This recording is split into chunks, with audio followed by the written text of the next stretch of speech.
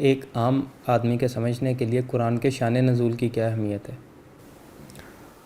دیکھیے، شان نزول بعض جگہوں پہ بہت اہمیت اختیار کر جاتا ہے، اس میں کوئی شبہ نہیں ہے، لیکن ہر شان نزول کو اس قابل ہونا چاہیے کہ قرآن کے الفاظ اس کو اٹھا سکیں۔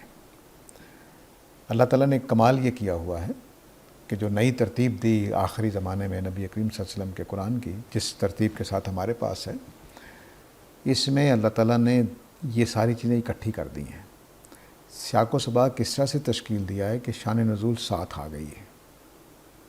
عجیب و غریب کام کیا ہے، یہ انسانی کلام نہیں کر سکتا کہ آپ اللہ تعالیٰ اپنے اشارات میں لفظوں کے اندر وہ چیزیں رکھ دیتے ہیں کہ آپ مجبور ہوتے ہیں کہ اس کا سیاق و سباق اور شان نزول وہاں سے پا لیں،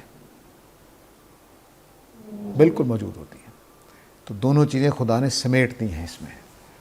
تو جو باہر شان نزول پڑے ہوئے ہیں وہ ایک ایک آیت کے بارے میں آپ کو بعض کا 10 مل جائیں گے، تو اب کس شان نزول کو مانیں گے؟ بس اسی کو جو قرآن قبول کرتا ہے جن کو۔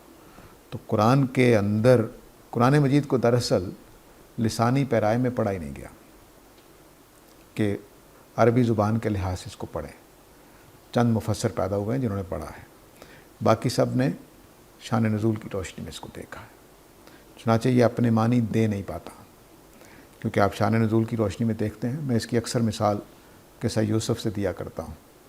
قصہ یوسف میں اللہ تعالیٰ نے 2 الفاظ الگ الگ استعمال کیے ہیں کہ بادشاہ حضرت یوسف نے اپنا سکایا حضرت بنیامین کے کجاوے میں رکھا ہے، اور بادشاہ کا سوا چوری ہوا ہے۔ یہ دونوں قرآن کے الفاظ بول رہا ہوں میں، قصہ یوسف نکال کر دیکھ لیجئے قرآن مجید میں۔ حضرت یوسف نے سوا نہیں رکھا، سکایا رکھا ہے، اور چوری کیا ہوا ہے؟ بادشاہ کا سوا چوری ہوا ہے۔ حضرت یوسف نے کوئی اعلان نہیں کیا ہے، بادشاہ کے ہرکارے نے آ کر اعلان کیا ہے کہ چوری ہو گئی ہے۔ حضرت بنیامین اور حضرت یوسف کے بھائی ان سے پوچھتے ہیں کیا چوری ہوا ہے؟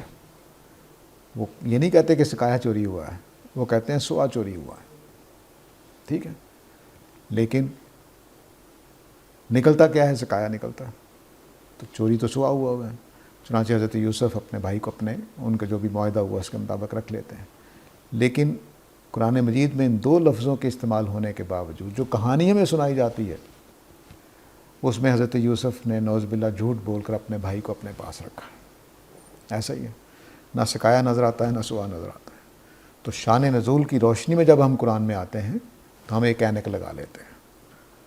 تو آپ نے نیلے رنگ کی اینک لگا لی تو یہ صفحہ نیلا نظر آئے گا۔ تو شان نزول آپ کو ایک اینک فراہم کر دیتا ہے، اس کی روشنی میں آپ لفظوں کو دیکھ رہے ہوتے ہیں۔ اس کے نتیجے میں اس کا اپنا جو معنی ہے وہ سکایا اور سوا کی طرح فوت ہو جاتا ہے، معلوم نظر نہیں آتے۔ چنانچہ کوئی آدمی کہے کہ 1300 سال میں کسی کو سکایا نظر نہیں آیا، کسی کو سوا نظر نہیں آیا، تو ہاں نہیں نظر آیا، کیونکہ قصے کی روشنی میں ہم دیکھ رہے تھے۔ تو یہ وہ مسئلہ ہے جس کی وجہ سے شان نزول بعد میں دیکھی جائے گی۔ پہلے قرآن کے اندر جو شان نزول ہے وہ دیکھی جائے گی کہ وہ کیا ہے۔